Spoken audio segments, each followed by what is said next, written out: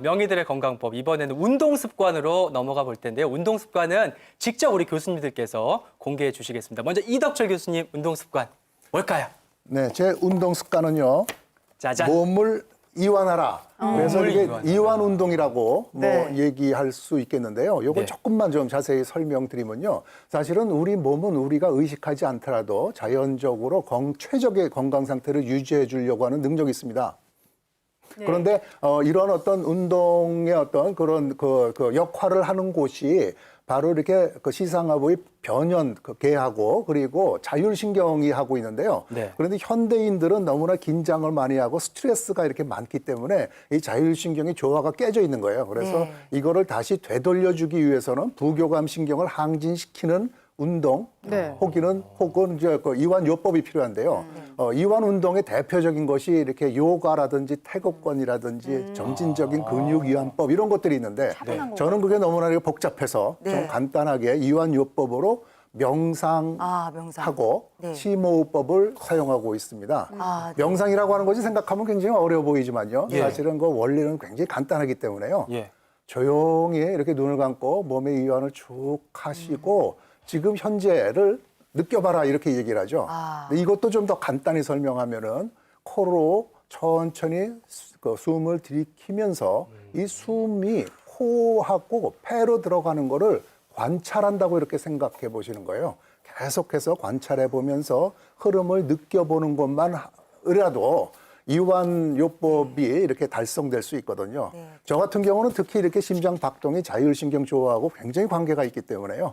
이런 어떤 이완요법을 평상시에 잘 시행하고 있습니다. 교수님, 명상은 여기서 따라해볼 수는 없지만 호흡법 정도는 저희가 좀 배워볼 수 있지 않을까 싶은데요. 네, 호흡법은 더 간단한데요. 제가 그러면 간단히 좀 설명을 드리면요. 예. 일어서서. 네. 일단 호흡법의 가장 핵심은 복식호흡입니다. 복식호흡이라는 거 전부 다 아시겠지만 네, 네. 배를 불리면서 호흡을 하고 그때 환경막이 내려가게 되죠.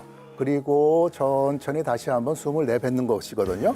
그런데 이때 한번 하나 둘 셋을 세십시오. 그래서 하나 둘 셋 할 때 배를 완전히 불려서 코로 숨을 들이마시는 겁니다.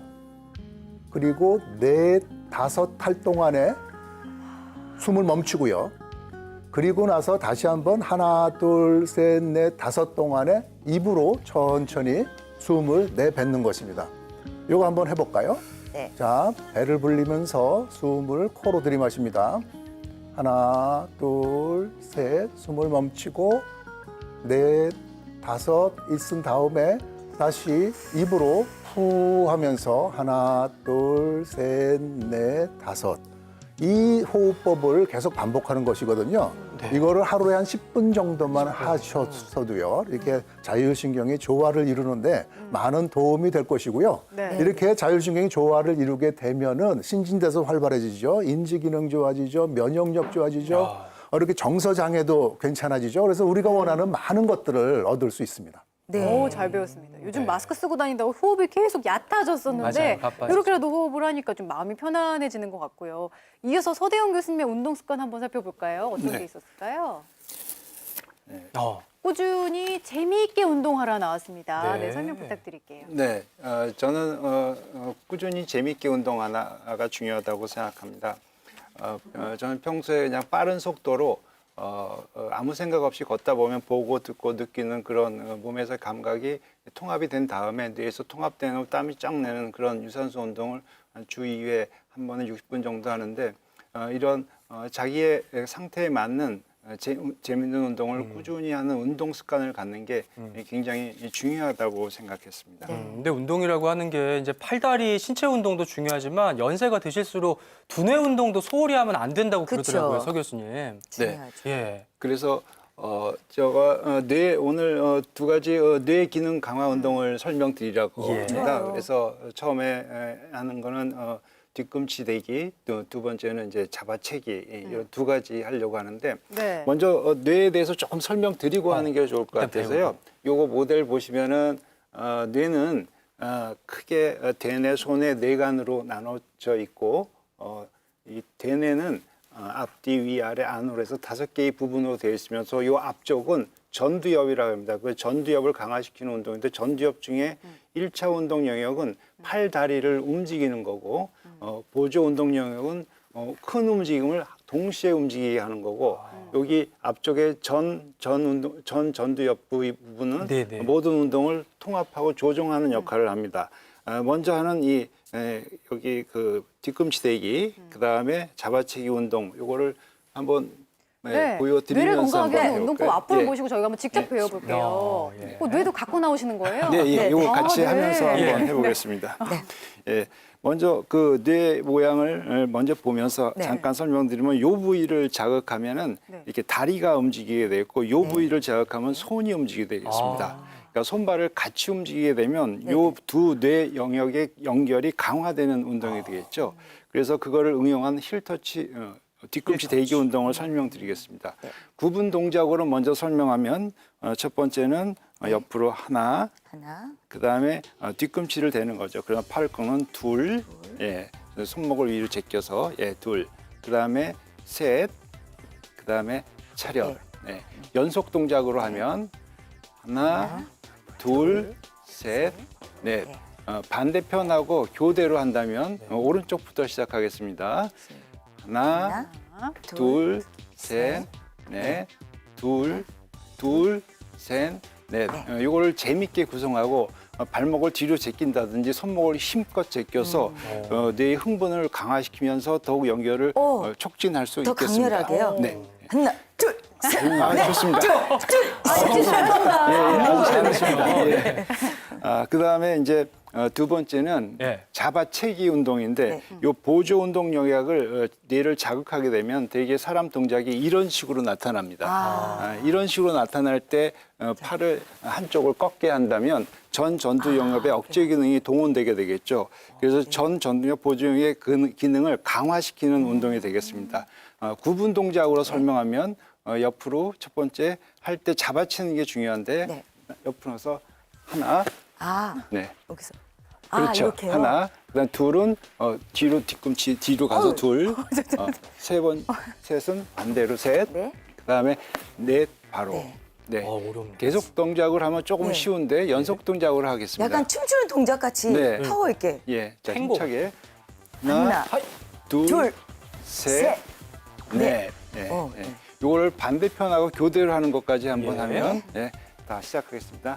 하나, 둘, 이게 아닌가요? 네. 이 오른쪽부터요? 예, 오른쪽부터. 다시 한번 오른쪽부터 먼저 하겠습니다. 시작. 하나, 하나, 둘, 아우, 셋, 힘들어. 넷, 넷. 둘, 어머. 셋, 넷. 어우, 이 이거 교대 쉽지 않네요. 작용을 통해서 마음대로 안 뇌 연결을 되네요. 더 강화시키는 운동이었습니다. 여기서 고개를 돌리는 방향이라든지 잡아채는 그 각도를 크게 한다든지 하면서 더욱 뇌 기능을 강화시킬 수 있겠습니다. 이러한 운동을 통해서 뇌 기능을 더욱더 강화시키고 또한 코로나19로 좀 위축된 상태도 더욱더 극복해서 잘 극복할 수 있도록 하면 좋겠습니다. 약간 동작을 오버해서 하면 되겠네요. 예, 더 힘껏 해서 아이고, 더 힘껏 하게. 잘 들었습니다. 네. 보실게요. 예, 뇌 모형 조심히 가지고 잘 배웠고요. 굉장히 좀 재미있고 신나는 운동이라서 지루하지 않게 해볼 수 있을 것 같은데, 근데 아무리 재미있는 운동도 오래 하려고 그러면 부담되잖아요. 그 비법 서 교수님께서 주신답니다. 서 교수님 공개해 주시죠. 네. 제가 공개하려고 하는 비법은 10분씩 짧게 운동하는 겁니다. 사실 우리 학교 때 1차, 2차 함수 이렇게 배우는데 그 운동은 한 2차 함수 이상 안 되는 거죠. 그러니까 한 30분 이상을 운동하면 60분 2시간 되면 그게 2배, 3배 효과가 있는 게 아니거든요. 실제로 그 운동 효과가 60에서 70분 정도가 효과가 있다는 연구가 그동안 많았는데 최근에는 30분 정도도 괜찮고 심지어는 운동을 안 하더라도 활동량이 많은 경우는 10분만이라도 해도 된다. 뭐 이런 연구도 있고요. 또 뭐 만보 옛날에 이제 많이들 하셨었는데 네네. 이렇게 정말 만보를 채우려고 정말 하루에 그 만보를 세우려고 무릎이 닳아 없어지는 그 고통을 참아가면서 운동하셨던 분들도 있는데 개인적으로 좀 이렇게 그런 상황에 맞춰야 될 부분이 있죠. 역시 저도 만보나 운동할 시간이 당연히 없기 때문에 저는 개인적으로 집안에 이제 당뇨 유전이 친정 부모님, 친할아버지, 친할머니 그리고 외할아버지, 외할머니 다 당뇨가 있으시고 가족력이. 네. 저희 이모 세 분이 다 골다공증이 있으시고 그래서 저는 허벅지가 굉장히 중요한데요. 마침 또 허벅지가 저희 집안이 다 얇습니다. 그래서 네. 굉장히 가늘어서 이 허벅지를 강화하려고요. 이런 테이블을 잡고 넘어지지 않도록 네. 이렇게 그 오른쪽 왼쪽을 번갈아서 이렇게 한 45도 정도로 이렇게 한 10초를 버티는 거죠. 아. 이렇게 버티기만 해도 안 쓰는 근육이 강화가 되거든요. 아, 그래서, 이렇게요? 반대로 10번, 반대로 10번. 그러면 이 허벅지 근육이 자극되면서 당도 저장해주고 낙상도 예방이 되니까 네. 도움이 될 수가 있습니다. 네. 그렇군요. 네. 우리 서희성 교수님의 운동 비법 배워봤고요. 네. 윤하나 교수님은 뭘 준비하셨는지 공개해 주세요. 네, 제 건강 비법은요. 골반 운동을 하라입니다. 그렇습니다. 어떤 운동이 준비되어 있는지 화면으로 요거는 특별히 소개해 드리겠습니다. 국내 1호 여성 비뇨기과 전문의 윤하나 교수. 평소 필라테스로 몸을 관리하고 있다는데요. 그녀의 건강법 지금 공개합니다. 직업의 특성상 구정한 자세로 일하는 경우들이 되게 많은데 허리에 디스크도 있고 목 디스크도 있고 자세가 전체적으로 많이 안 좋아요. 그래서 저 같은 경우에는 필라테스 같이 스트레칭하고 몸의 균형을 잡아주는 운동을 하는 게 제일 도움이 되겠다 싶어서 그래서 이제 시작을 하게 됐어요. 첫 번째 골반 강화 운동. 앞쪽 다리는 직각으로 접어주고요. 뒤에 다리는 뻗어줍니다. 골반에 자극이 들어가는지 확인하는 것이 핵심입니다. 보통은 이제 편하게 있으면 이렇게 되죠. 골반은 이쪽은 올라와 있고 이쪽은 내려와 있고 이쪽에 올라온 골반을 땅으로 내려서 똑바로 하게 최대한 땅으로 같이 붙여주면서 스트레칭을 해줘야 이쪽의 근육들과 이쪽의 근육들이 서로 균형이 맞으면서 같이 이완이 되고 힘이 생기는 그런 효과가 있어요. 다음 격한 운동이 쉽지 않은 방광질환 환자에게 추천하는 운동인데요. 골반과 고관절을 자극해 방광 기능을 향상시켜주는 자세입니다. 몸 전체를 움직이는 것이 포인트. 골반이 이렇게 한쪽으로 어긋나면 근육이 한쪽은 많이 늘어나고 한쪽은 많이 수축이 되겠죠. 그러면은 근육의 밸런스가 일단 깨지게 되니까 안에 있는 방광과 주변의 혈관과 신경도 어딘가가 늘어난 데는 또 늘어난 대로 영향을 받을 거고 수축한 데는 수축한 대로 눌리거나 혈액순환이 잘 안 될 거예요. 그러니까 이렇게 묘하게 굉장히 아픈 것도 아니면서 묘한 불쾌감하고 뻐근함 이런 것들이 생길 수 있죠. 스트레칭을 꾸준하게 잘 해주고 코어 근육을 강화시켜주고 그 자세를 바로 잡아주는 게 밸런스를 맞춰주는다는 의미에서는 굉장히 많이 도움이 되죠. 마지막 동작, 다리 피로 풀기 운동. 바르게 누운 상태에서 한쪽 다리를 공중에 올려주고요. 발에 수건을 감싸줍니다. 수건을 잡아당기면서 공중에 있는 발을 오른쪽으로 밀어줍니다. 종아리가 뻐근해지면서 근육이 이완되는데요. 이때 반대쪽 다리와 골반이 뜨지 않도록 바닥 쪽으로 눌러줍니다. 공중에 있는 다리만 움직여야 운동 효과가 좋습니다. 10분이라도 매일매일 가능하면은 할 수 있도록 그렇게 운동을 하는 게 어떻게 보면 저만의 팁이라고 할 수 있을 것 같아요. 저희가 보면서 다 와 하고 봤어요. 윤 그러니까요. 교수님 굉장히 유연하시고 잘하시는데 이렇게 하시는 필라테스가 비뇨기 건강에도 좀 도움이 되나요?